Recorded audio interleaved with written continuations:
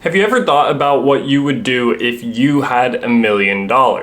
Most of us have considered this question at some point in our life, and a lot of people have it as a goal to reach that at an early age. But what if I told you that it is surprisingly easy to become a millionaire by the time that you reach retirement if you follow 4 simple principles? If you're new to the channel, welcome. My name is Tyler Warlow, and I make videos on things I wish I knew when I was younger. All of these videos center around how to improve your life through your confidence, capabilities, and overall happiness. In today's video, I wanted to talk about 4 key principles that will help you to build wealth, and if you follow them consistently over time, you can easily become a millionaire by the time that you reach retirement. I learned these principles a while ago while listening to a podcast called the Bigger Pockets Money Podcast, and they've made an impact on my life and how I approach my money, so I wanted to let others know about them. If that sounds interesting to you, let's go ahead and jump into the video. The first lever that you're going to want to pull to help you reach millionaire status by the time that you reach retirement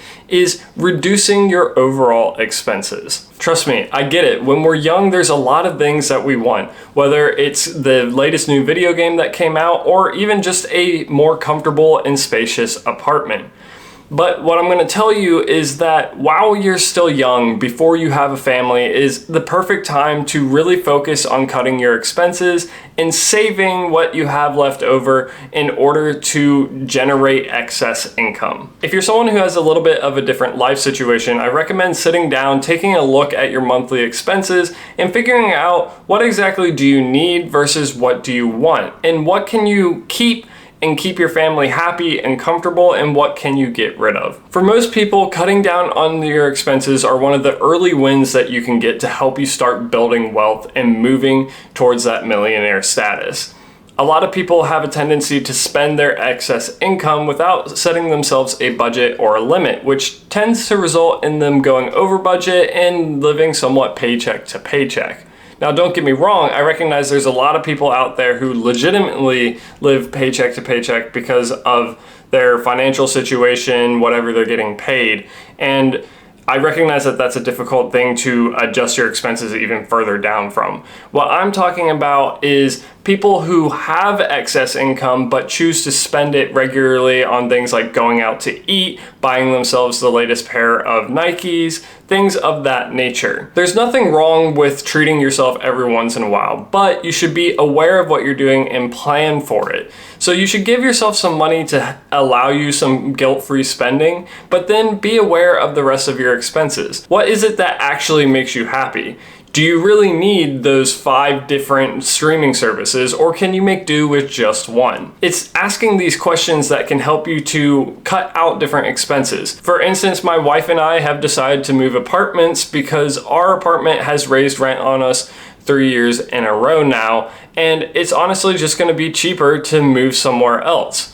This is going to help us to save an extra $200 to $300 a month, depending on utilities, which obviously can add up to a couple $1,000s over the year. You can also take a look at things like your internet or insurance bills and see if you can negotiate them a little lower. But the more you can cut down on your expenses, the more excess income that you're going to have to be able to put towards other things besides the necessities, which is going to kind of lead me into the next point. The next lever that you're going to be able to pull after finding ways to reduce your expenses is look for ways to increase your income.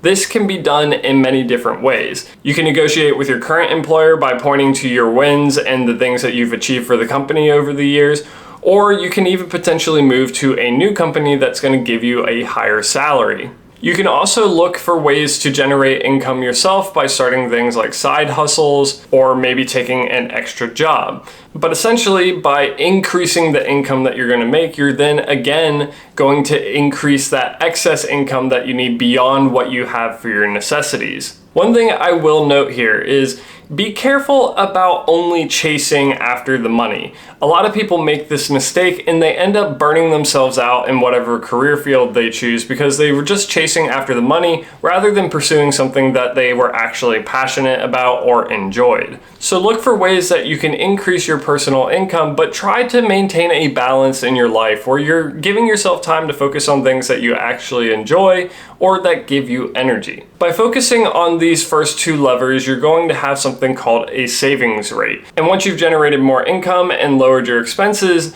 that savings rate is going to continue to grow. And the reason that that's impactful is it's going to impact the next two levers. But an example that I can give you is the difference between someone who only puts away $100 a month versus someone who is able to put away more. If you started investing in a Roth IRA at the age of 22 and you assumed a 7% return, and you invested about $1,200 a year, or basically $100 a month, at the age of retirement, you would have about $300,000, which isn't an insignificant amount of money. But if you were able to reduce your expenses and also increase your income to the point of where you were saving $400 a month instead, that would allow you to put away $4,800 a year in your Roth IRA.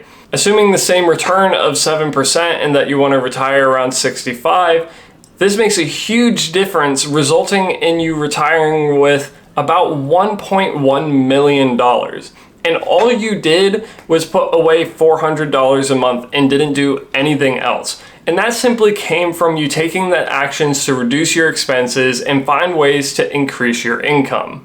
Now, the next lever that I'm going to talk about is what we just covered, and that's going to be investing your money.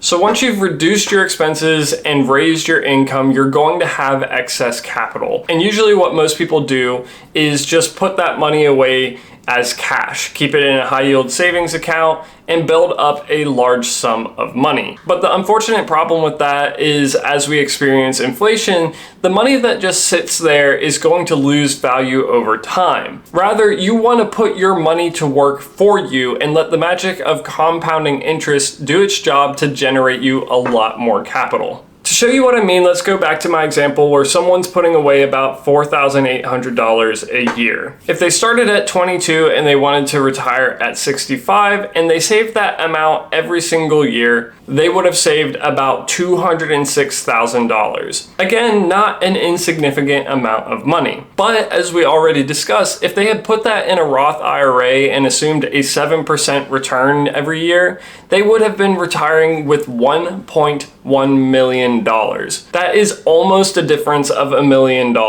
just from the fact that they invested it rather than just letting it sit in a savings account. This is great news for people who want to be able to become a millionaire without having to have too much involvement, because it really means that you can pretty much set up a passive investing strategy in some index funds like the S&P 500 and just wait until you retire and you're more than likely going to be a millionaire. Now, if you want to be a little bit more involved and potentially become a millionaire earlier, that's where the next lever comes in. The next lever that comes in is that you want to generate something.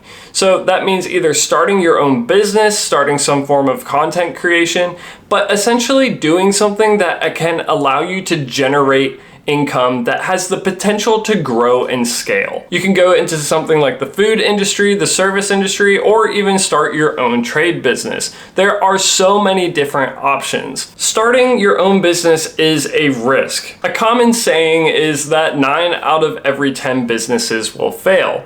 So what you can do to counteract that is try to start low capital involvement businesses. For instance, me doing YouTube could technically count as a business, but I really didn't have to spend any money. When I first started doing YouTube, I just used my phone, which was something that I was already paying for. Again, this is something that you might want to try and do when you're younger and you have less commitments in your life, because you have the opportunity to put in the extra time to grow a business. Make no mistake, you're going to have to invest your time or your money into your business, and in some cases, it is going to be both if you want it to really be successful. However, the potential returns that you can get from starting your own business and generating your own output to the world is so much larger compared to what you might be able to do with a company. If you choose to go this route, you can get something established, and once you really start growing it and seeing returns, that in and of itself can act as your retirement plan. There are plenty of people who have done this successfully over the years. Just make sure that when you start pursuing a business idea that you do your research and you prepare yourself ahead of time. Because like I said, not every business is successful. However, if you're willing to put in the work and to keep on trying despite an unsuccessful business, you might set yourself up for great returns down the road. But that's going to bring us to the end of today's video, y'all. Hopefully you found the information in it to be helpful or informative. If you did, please be sure to leave a like and subscribe to the channel to join me along in this self-improvement journey. If you want more videos like this one where I talk about personal finance related topics, be sure to check out this video right here where I talk about what to do with your money to beat a recession. If you're more interested in my most recent stuff, be sure to check out this video right here. But until the next time, this is Tyler Warlow, signing off.